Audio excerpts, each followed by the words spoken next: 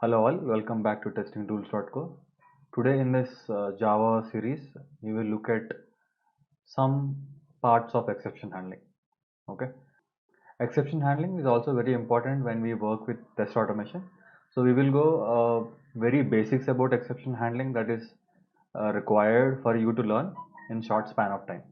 Okay, first let's create the public static void main. So as I said, there are multiple types of exceptions that we can handle. One of them is divide by zero error, and then I will give you an example now. For example, there is two numbers and you want to divide one by other, and then you see that if you try to divide by zero, the program will actually fail if we do not do the exception handling. So first let us see how it works without even applying the exception handling, and then we will see how it will work when we work with exception handling. Int I is equal to 0, j is equal to 10. Okay, now I want to divide j by I, so which is like j by I, and if I print this value, let us see what will be happening here. See, it says there is an arithmetic exception, divide by 0, if you see here.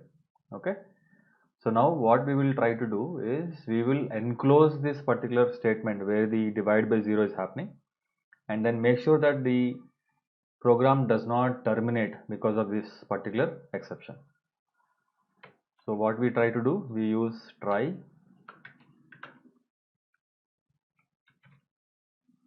and then catch. So here we can say exception. Okay, I'm making some small changes here so that k will be accessible even outside of this try catch block.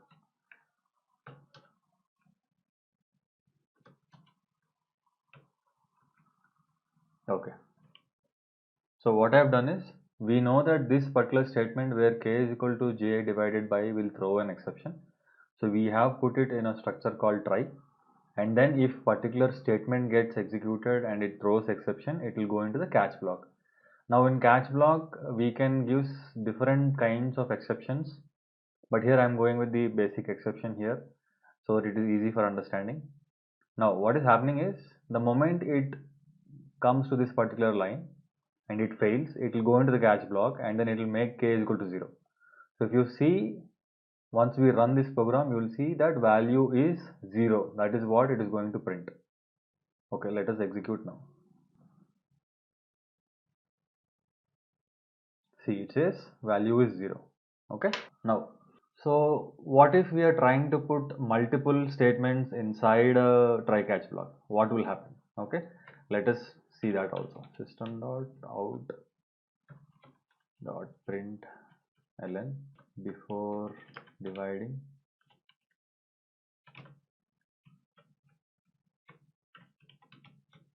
after dividing.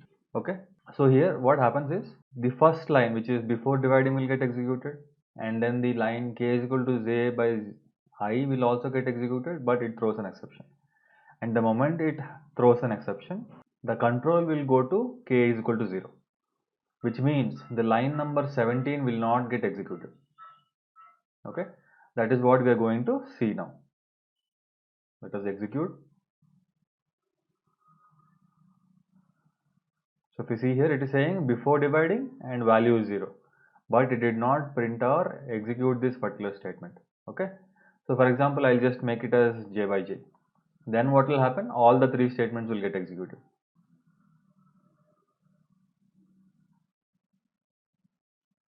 See, it says before dividing, after dividing, and also it prints the value is 1. Okay, so this is how the exception handling works.